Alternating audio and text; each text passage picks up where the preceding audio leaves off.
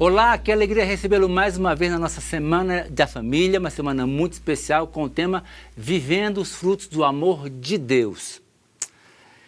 Todos os dias estamos repetindo o mesmo texto bíblico. O meu desejo, meu sonho é que isso fique decorado no seu coração, na sua mente, no seu e na minha também, que é Gálatas 5, 22 e 23.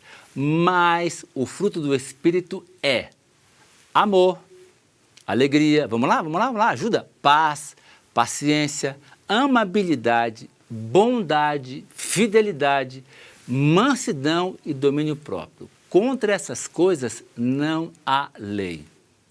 Eu quero convidar você agora para orar, para que o Senhor venha e fale ao meu e ao seu coração. Vamos orar. Pai de amor que está no céu, somos gratos por teu cuidado e bênçãos. Obrigado por essa oportunidade de estudarmos a tua palavra e descobrimos um pouco mais de cada fruto espiritual que vem do teu coração para o nosso coração, em nome de Jesus. Amém. Qual será o fruto espiritual de hoje? A fidelidade. E a fidelidade vai ser representada por que fruta? Por que fruta? O que você acha? A uva. A uva, olha como ela é linda, olha as cores, é uma delícia. Tanto comê-la, como observá-la. Outro dia eu estava lá em Juazeiro e ali há muitos parreirais. E ali eu podia observar, ficar embaixo, literalmente embaixo, passar quase com a cabeça assim naquelas uvas. Uma coisa linda, uma experiência maravilhosa. Você fica deslumbrado quando você tem a oportunidade de estar debaixo desses lindos cachos, pendurados, reluzindo ao sol, com uma cor vibrante. O cultivo da videira para a produção do vinho é uma das mais antigas da civilização. Sabia disso? Cerca de 6.000 a 8.000 anos atrás, lá no Oriente Médio. A uva é classificada quanto ao destino de produção. Se vai para a mesa ou vai para a vinicultura. Pode ser consumida in natura ou usada no preparo para doces, passas, mousses, geleias, tortas, gelatinas, sucos. É a uva. De acordo com o artigo da revista Casa e Jardim, estima-se que existam mais de 6.000 tipos, eu não sabia que era tanto, de uvas espalhadas pelos 5 continentes. Mais de 60% das uvas são destinadas para a vinicultura.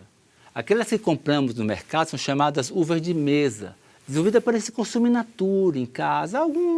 Algumas são doces, bem doces, outras nem tão doces assim. A uva é rica em antioxidantes, fibras e resveratrol, olha, resveratrol, o que torna uma grande aliada no combate à prevenção de doenças cardiovasculares.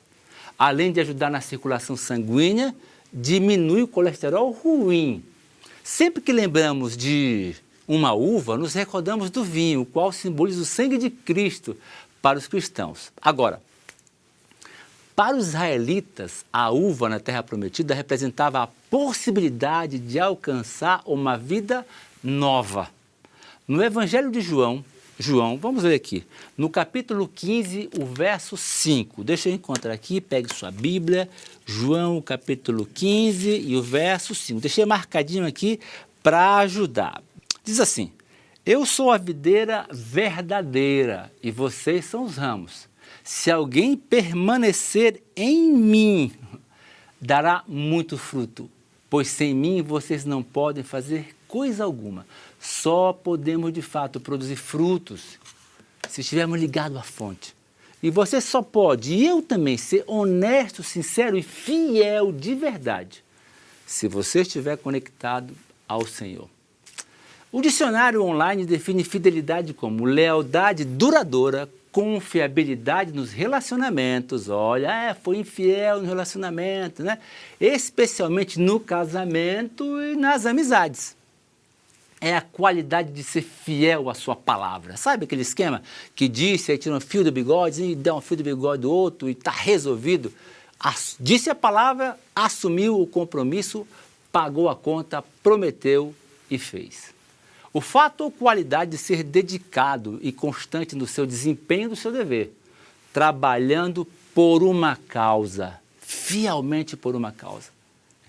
Percebemos que a confiança e a fidelidade são parceiras. Andam juntas. Se confiamos em alguém, seremos leais e nos tornamos fiéis a ele ou a ela com maior facilidade. Você deve ter ouvido falar de um cão de raça chamado Akita, por nome de Hachiko. Conhece essa história? Não conhece de sua extrema fidelidade? Esse cão foi dado de presente em 1924 a Yasaburo Ueno, um professor da Universidade de Tóquio. O professor Ueno morava em Shibuya, no subúrbio de Tóquio, e todos os dias os dois amigos, o professor e o seu cão, iam caminhando até a estação de trem, onde o Dr. Ueno seguia para a universidade e Hachiro voltava para casa. Todos os dias, durante quase um ano, o cão saía de casa às 3 da tarde para receber seu amigo que desembarcava no trem das 4 da tarde. Mas em maio de 1925, o professor morreu e seu amigo Hachiko voltou durante muitos dias. Todos os dias, voltava ali na estação de trem, na esperança de encontrar seu dono. Quando a família Ueno mudou de Shibuya, o cão voltou lá de onde eles estavam e se instalou definitivamente na estação aonde seu amigo deveria voltar todos os dias. O cão Hachiko morreu em 8 de março de 1975, com idade de 11 anos e 4 meses. Seu tempo de espera fiel foi de 9 anos e 10 meses. Imagina quem dera se fôssemos tão fiéis quanto o Hachiko. No livro de Hebreus, o autor utiliza 12 versos, Hebreus 11, 8 a 19, para exaltar as atitudes de fé de um homem chamado Abraão, que falhou na fidelidade algumas vezes. Algumas vezes ele mentiu, disse que a esposa era irmã, mas era meia-irmã, não era bem verdade. Mas esse homem, ele é mencionado na galeria dos heróis da fé, porque nos momentos mais cruciais de sua jornada com o Senhor, decidiu confiar plenamente na sua orientação e direção. Com toda certeza, a Abraão foi pedido um pedido por demais severo, difícil para demonstrar fidelidade. Ele angustiou-se, chorou, buscou comprovar se de fato aquela era a vontade de Deus, mas avançou apesar da dor e da compreensão incompleta do que aconteceria, porque Deus havia pedido seu filho, o único filho, para oferecer em sacrifício. Abraão confiou incondicionalmente que o Senhor sabia o que era melhor. Eu não sei o que eu faria. O que você faria se Deus pede o seu filho em sacrifício? Eu não sei o que eu faria, de verdade. Em sua mente e coração, Abraão matou o filho. O fato só não se consumou porque o anjo do Senhor segurou a mão, não quando Abraão estava com a mão para cima, mas quando ele baixou a mão, o anjo segurou o seu braço, percebe? Não foi assim, vou matar, e aí o anjo disse, não, tá bom, chega. Ele levantou o braço, o anjo falou, não, chega. O anjo não disse nada, o anjo segurou quando o seu braço desceu. Ele confiou de que Deus cuidaria do seu filho. Não sabia como, mas Abraão confiou. Por isso é chamado de o pai da fé. Apesar de não compreender completamente o que iria acontecer, o jovem poderia ter fugido e não o fez. Dessa forma, Isaac também avançou pela fé, porque Abraão estava velho, Isaac era jovem, podia ter pulado de cima daquele altar e corrido e fugido.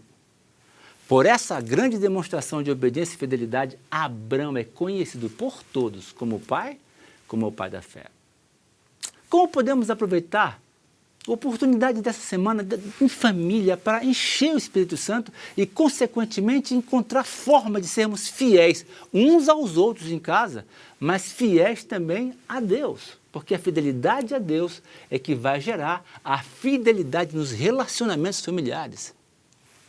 A verdadeira fidelidade do nosso relacionamento com os outros só acontece quando é alimentada pelo amor de Deus no coração de cada um dos membros da família.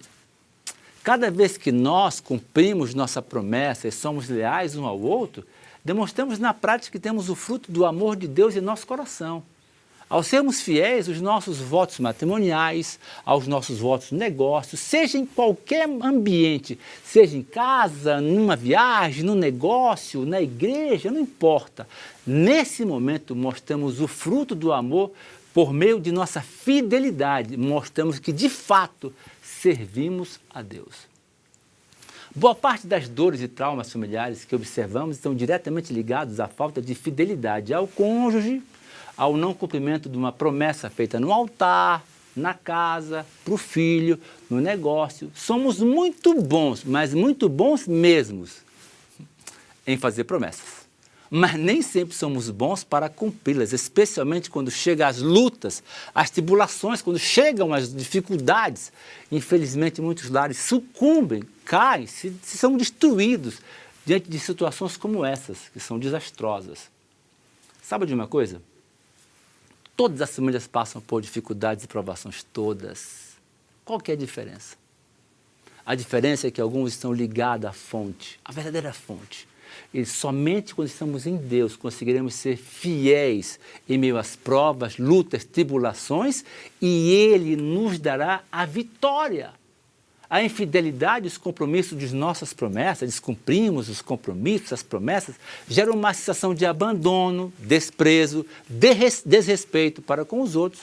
Pensa num filho que o pai promete e não cumpre. Pensa numa esposa que o esposo promete e não cumpre. Pensa num esposo que a esposa promete e não cumpre. Pensa num filho que promete para o pai e o pai velhinho fica esperando e ele não cumpre. Isso sempre traz consequências desastrosas para todos os envolvidos.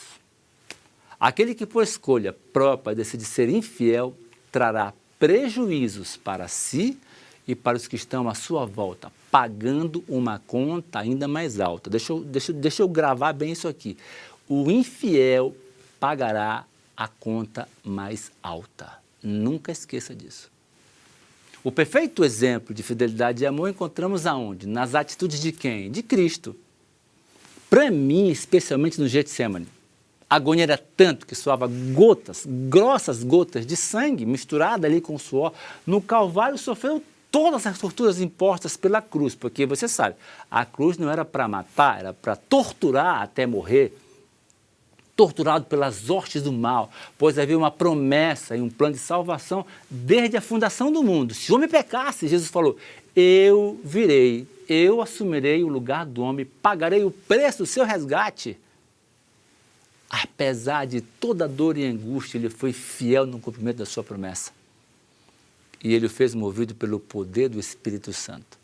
Enquanto a fidelidade é um resultado da vida no Espírito, como lemos Gálatas 5:22, imoralidade, impureza e comportamento indecente, diz no verso 19 de Gálatas 5, são indicações de frutos da carne.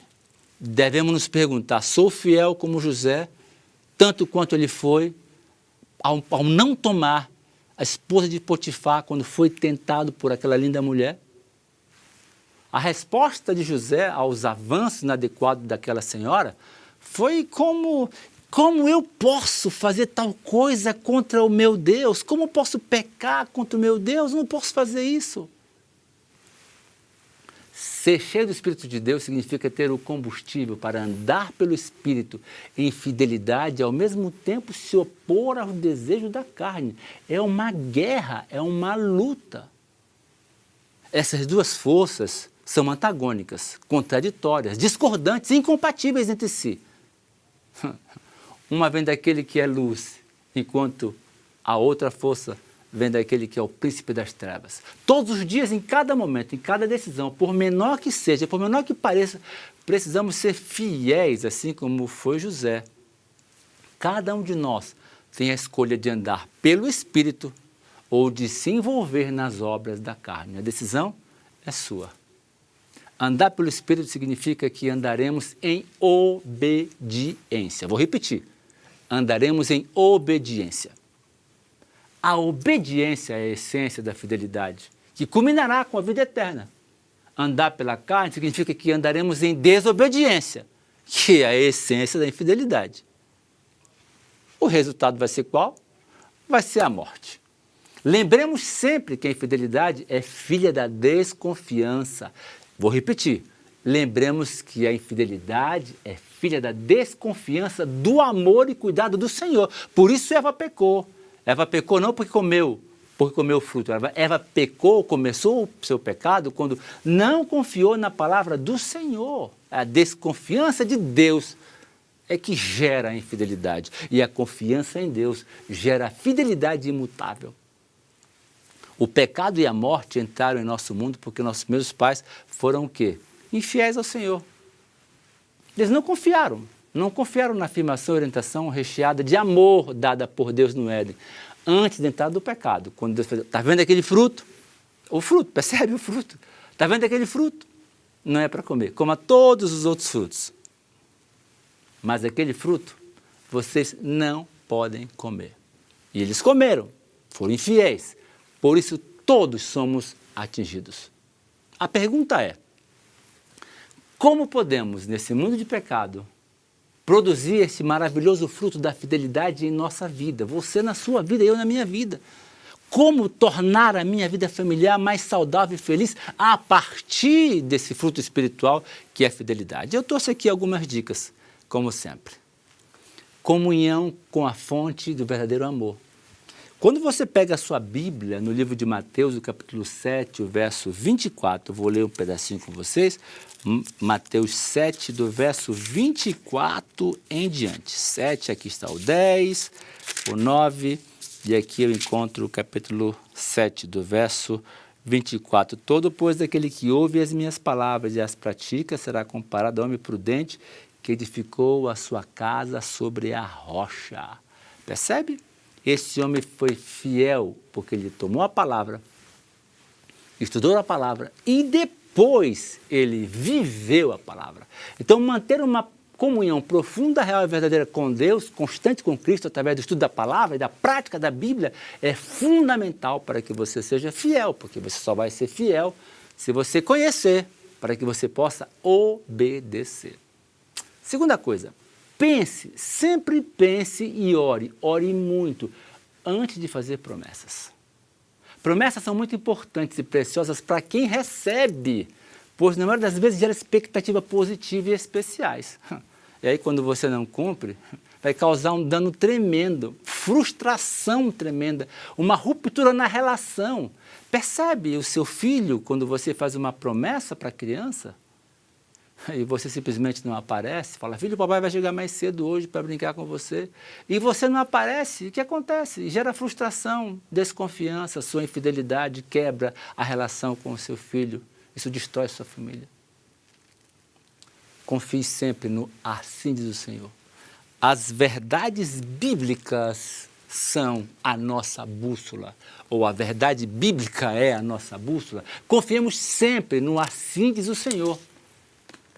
Pastor, mas nem sempre eu compreendo. Tá, e daí? Você é humano, limitado como eu, nunca vou compreender todas as coisas. Não vou conseguir. Então, quando eu leio a palavra, eu entendo o assim diz o Senhor, e eu devo fazê-lo, mesmo que eu não compreenda completamente. Por quê? Porque Deus é fiel sempre, digno de confiança sempre. Por tudo que Ele prometeu, Ele cumpriu. Por mais sábio e experiente que pensamos ser, jamais conseguiremos entender todos os mistérios da vida. Por isso, se você tem uma dúvida sobre alguma situação ou decisão, confie e decida pelo assim diz o Senhor. Como diz Malaquias 3:10. Né? Veja, confie, faça a prova de mim, se eu não vou abrir a porta do céu. E veja se não vou abrir as comportas do céu, vai derramar sobre você tanta bênção, mas tanta bênção que você não vai ter nem onde guardá-la. Construa sua fidelidade a partir das pequenas coisas. Fiquemos alertas, pois nos pequenos detalhes, nas decisões pequenas, em pequenas concessões aparentemente sem relevância, é nesse momento que a minha fidelidade, a sua fidelidade é minada. Se cedemos ou permitimos um pouco aqui, um pouco ali, o nosso caráter está sendo moldado e danificado ao mesmo tempo. Se formos fiéis em cada detalhe da nossa vida, temos a promessa de Mateus 25:23. Qual é mesmo? Servo bom e fiel, sobre o pouco foste fiel, sobre o muito te colocarei. O quinto ponto é desconfie de você mesmo. Não creia em você. Nunca. Porque nós somos humanos, pecadores, falhos e limitados. Por mais que cuidemos para não cair em tentação, ou quão bons sejamos com os nossos esforços e caráter, poderemos cair, sim, poderemos cair, porque esse lado do inimigo estão ao nosso lado, ao nosso redor, cada tempo, cada momento. Ele conhece o nosso ponto fraco. Por isso, desconfiemos de nós mesmos, desconfie de você, fique sempre alerta, ligado à fonte da verdadeira fidelidade, que é o Senhor Jesus. Que essa seja a nossa oração. Dirige os meus passos conforme a tua palavra. Não permita que nenhum pecado me domine. Salmos 119. Busque contentamento. Esse é o último item. Busque contentamento. O contentamento é uma dádiva de Deus. Resultante, sabe de quê? Da fidelidade ao Senhor. Se buscamos ter e ser o melhor que podemos, com honestidade e trabalho, desfrutaremos da paz que o contentamento gera a partir de um coração fiel e leal. Isso é ainda mais importante quando nos referimos ao contentamento no casamento e na família. Sigamos a orientação bíblica de Hebreus 13:5. Contentem-se com o que vocês têm, porque Deus mesmo disse, nunca o deixarei, nunca o abandonarei. A bênção de Deus sobre nós é a resposta de nossa fidelidade. Vou repetir, a bênção que você tanto quer de Deus, ela é uma resposta à sua e à minha fidelidade. Sejamos obedientes a Deus e às suas orientações, e as bênçãos virão. No entanto, isso só será possível mediante um relacionamento íntimo com Ele, para que o fruto seja produzido na nossa vida. Ellen White aconselha, no livro Obreiros Evangélicos, página 274, precisamos constantemente de nova revelação de Cristo, uma experiência diária que esteja em harmonia com os seus ensinos. Altas e santas consecuções se acham ao nosso alcance. Um progresso contínuo em virtude, em conhecimento e virtude. Eis o desígnio de Deus ao nosso respeito, ao meu respeito, ao seu respeito. Sabe, decida hoje ser fiel, fiel sempre. Lembre-se que a fidelidade só é possível se há crescimento na caminhada diária com Jesus. E se você tem uma vida compatível com os seus ensinamentos, e isso só é possível quando você está cheio do Espírito Santo, então a bênção da fidelidade será derramada sobre você. Portanto, escolha hoje e colha hoje o fruto da fidelidade. Não apenas nas questões fáceis do seu relacionamento familiar ou do seu trabalho, mas principalmente nas questões mais difíceis e desafiadoras. Confie nas bênçãos do Senhor e peça para que Ele te ajude a ser fiel hoje, todos os dias, até que Ele volte. Lindo, né? Mas é desafiador. Que o Senhor Jesus derrame sobre você essa linda bênção da fidelidade sempre ao Senhor. Eu quero orar com você. Pai de amor que está nos céus, somos gratos por seu cuidado e bênçãos. Derrama sobre nós o Santo Espírito. Porque entendemos que a fidelidade é um fruto que não vem de nós. A fidelidade é uma faceta do fruto do Espírito Santo, que vem através do amor de Deus em nossa vida. Que possamos ser fiéis no pouco, no muito. Todo dia, todo instante. Em nome de Jesus. Amém.